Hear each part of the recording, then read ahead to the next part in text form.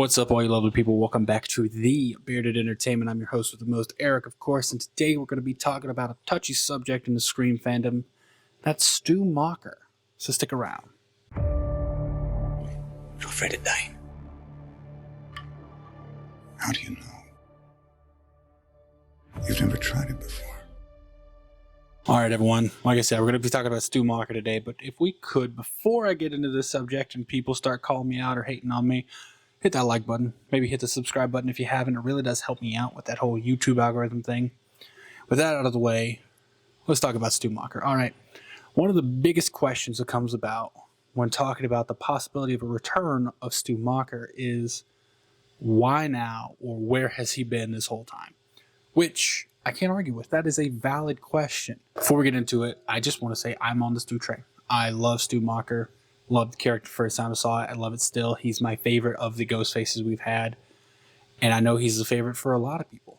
I think there's something to be said about that character that, over 25 years later, we're still talking about him the way we are. And there is a large group of the fandom who wants him to return.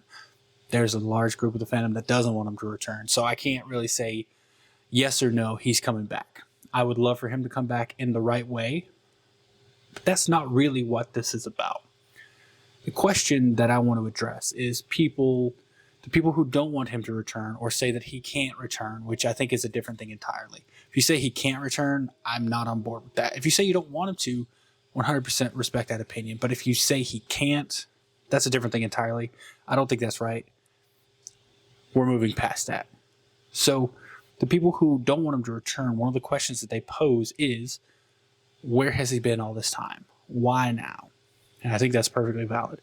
And I have a theory on that. And that's what this is about. I want to pose my theory. A lot of people are not going to like it. I'm just going to throw it out there. Some people might. My theory is that he's been there the whole time. The why now question isn't really relevant because it's not why now.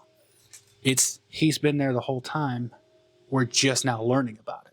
That's going to be hard for some people to accept. But I've gone through in each movie and just kind of assembled in my head how he could tie in to each of the sequels. Some of them are harder than others. Some of them are very easy. Obviously, Scream 1, he's the main one of the main antagonists, so don't got to worry about that one. Scream 2. As we know, Nancy Loomis is one of the main antagonists of Scream 2, going by the name Debbie Salt, of course. But the way I would tie Stu Macher into Scream 2 is, as Nancy Loomis is grieving the loss of her only son, she might seek out connections to him. To get to know him again through other people. It's not uncommon in the real world. So one of the people she might seek out, or who might seek her out, would be Stu Macher, if he's still alive. I don't think she's going to be one to turn him in, because as we could see by part 2, she's also willing to go outside of the bounds of the law to do what she thinks is right. I think it's plausible that Nancy or Stu could have seeked each other out to rekindle that connection to Billy. Stu's going to be missing Billy too.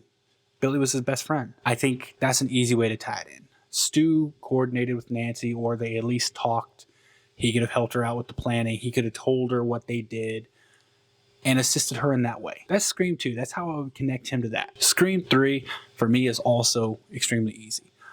Obviously, the antagonist for Scream 3 is Roman Bridger.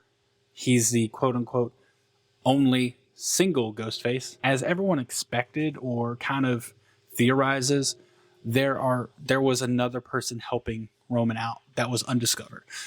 As we know, according to Wes Craven's script, it was Angelina Tyler. However, because of the producers of the movie, that got scrapped and only Roman was revealed.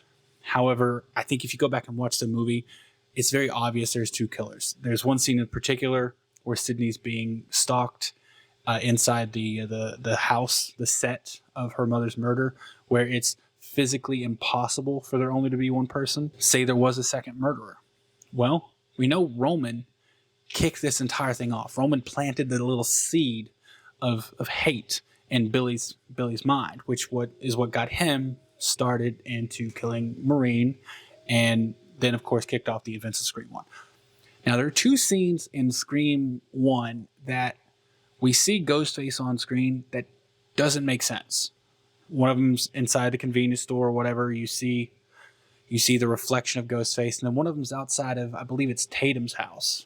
where we see Ghostface in the bushes. That doesn't make sense to be Billy or Stu. It just doesn't. However, what if Roman Bridger knew about these attacks or learned? So what if Roman was there to keep an eye on things? We know he went to Woodsboro, and now if Roman was in Woodsboro, he would have no problem putting on the costume and walking around, because if someone finds him, he's just someone playing a prank. He's just someone that no one knows. Whereas if it were Billy or Stu, people would find them in the costume if they did find them and be like, oh, well, you're kind of really involved in this and you have the costume. It's really suspicious. So I don't think Billy or Stu would have done that. However, if it was Roman, then that puts Roman in Woodsboro at the time of the murders, which coincidentally, he could have helped Stu fake his death. And I keep going back to Stu faking his death. That is the only way, logically, that Stu could be back. It doesn't make sense the other way. I'll go into that into a different video, but I'm just going to say right now, the only logical way Stu Macher could come back is if he faked his death. There is no prison. There is no mental institution. There's none of that. It does not work logically. That's a different video, but the only logical way that doesn't create plot holes that Stu Macher could be alive is if he faked his death. If Roman Bridger was there, he could have helped Stu survive.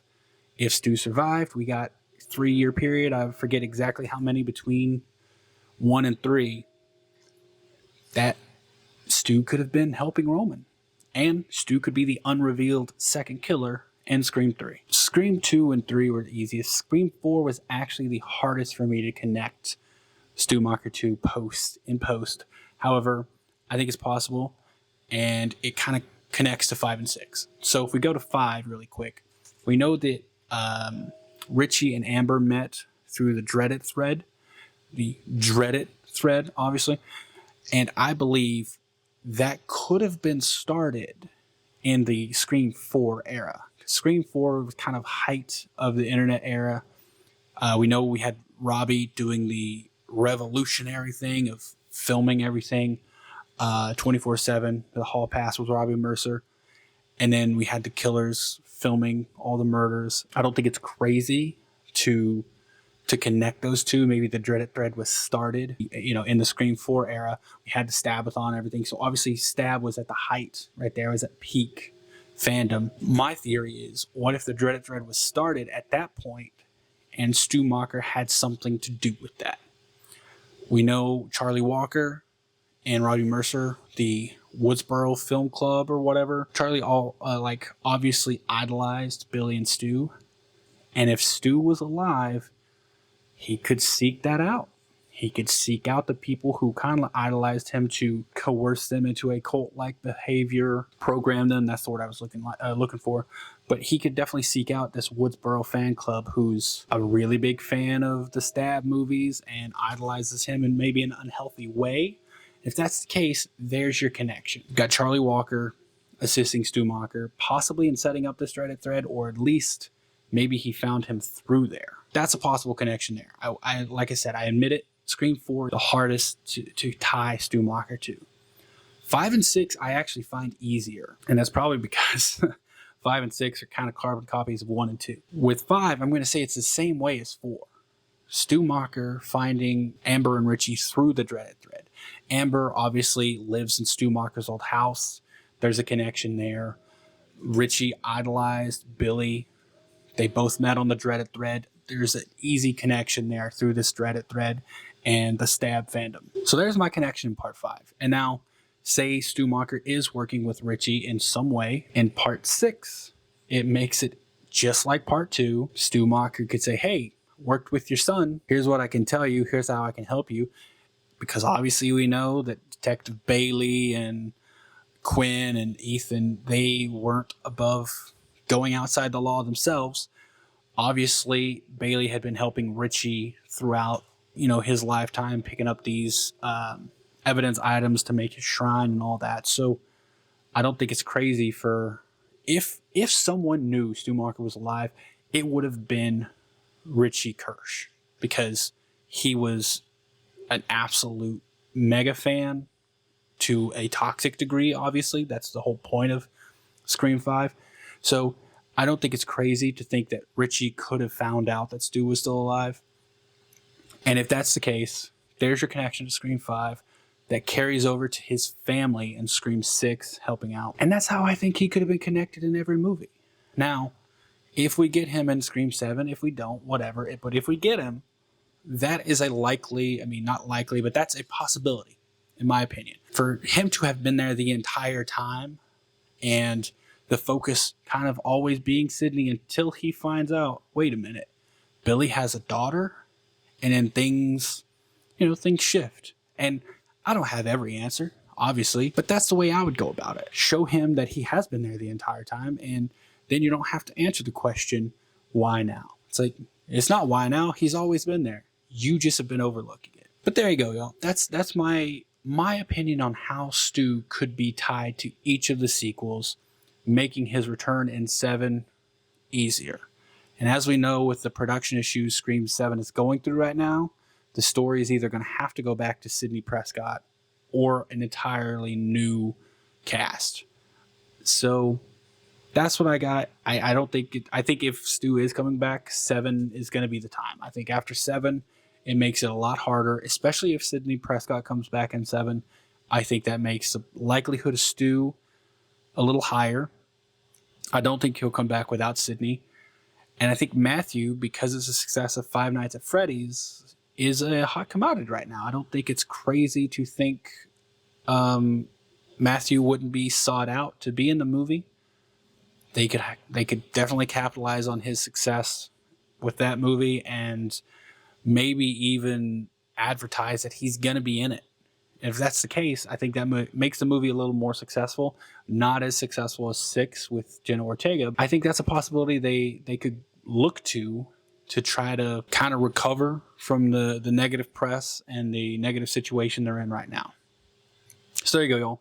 Love to know your opinions on Stu Macher. If you're on the Stu train, if you're staunchly against it, if you could bring him back, how would you do it? Do you think what I laid out there, the ties to the other sequels, do you think they make sense? If not, let me know down in the comments. Please leave a like, consider subscribing. With that, I love you all. Have a great, safe week.